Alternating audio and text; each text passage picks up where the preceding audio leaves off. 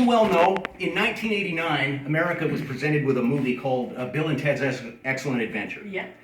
This involved a disheveled, wild-haired lunatic in a trench coat stepping out of a modernistic object and talking this gibberish about the time and space continuum. This was preceded 4 years earlier by Back to the Future, which ironically involved a disheveled, wild-haired lunatic in a trench coat.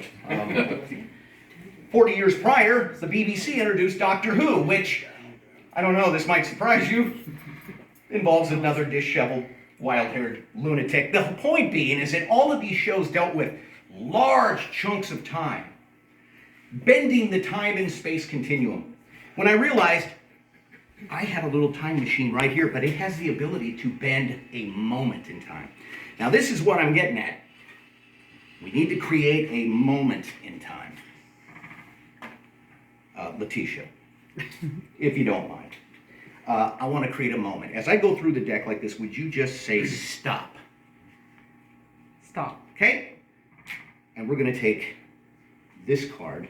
This is going to be the card that becomes our moment in time. Very quickly, if you don't mind, would you take the pen? Would you just sign your name right across the front of it? The idea is to make this card a special moment as well. Okay? Thank you, and give her a hand for doing that. Beautiful, right? Beautiful. Now here's what I mean about moments in time. No huge time and space continuums.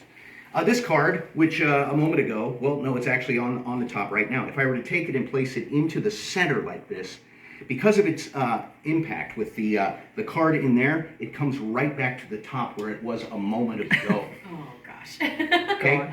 And let's do this again. In fact, let's try it this way. We'll count 1, 2, 3, 4, 5, and it's like 5, 4, 3, 2, and 1, like this. Back to the top, like that. Thank you. Yes, wow. Also, working in this fashion, there is a version where I can stretch that time continuum a little more like this. And what I mean by that is I can use an unrelated card like the 2 to push this one in and have the same thing happen. But what's weird is it goes back to when I was holding the card a minute ago. Which is a really strange thing. So also, let's try this. Would you do me a favor here? I'm going to have someone else be involved in this, if you don't mind. Would you push that in there, if you don't mind? Okay. Now I have to say that earlier I knew Letitia was going to pick that card, and it was in my pocket a little earlier, and it's wound up. Oh no! It shouldn't have done that.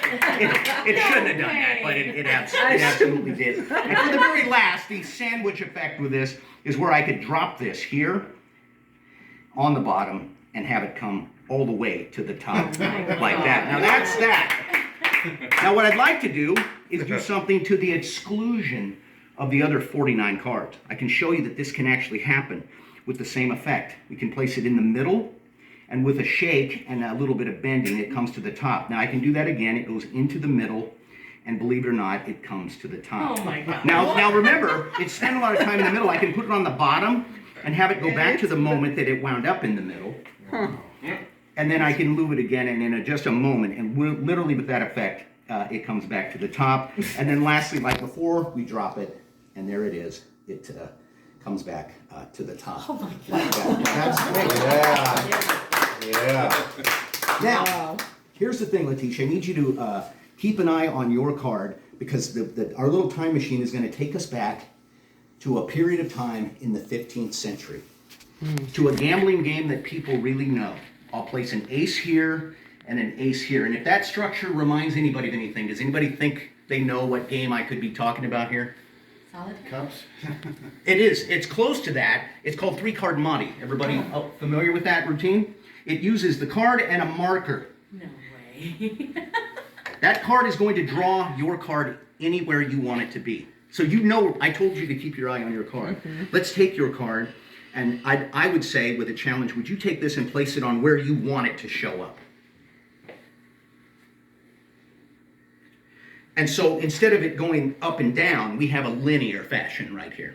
And here's the cool thing. Obviously, that's the ace I placed there. but we now have an ace here. Oh. This trick really is seriously about you, and this is the part you're not going to believe. But when I said that trick is about you and about time, time really is a factor in this. There's things that shouldn't happen. I don't know.